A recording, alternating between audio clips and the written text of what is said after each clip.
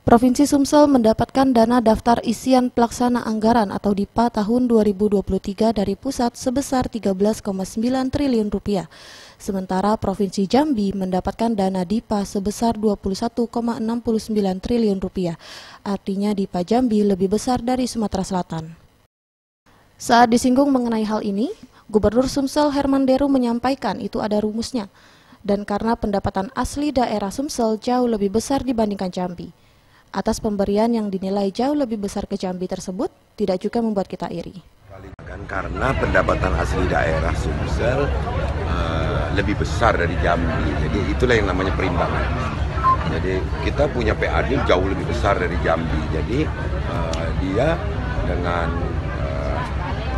pemberian transfer daerah mungkin yang menurut Anda lebih besar, tidak juga membuat kita iri.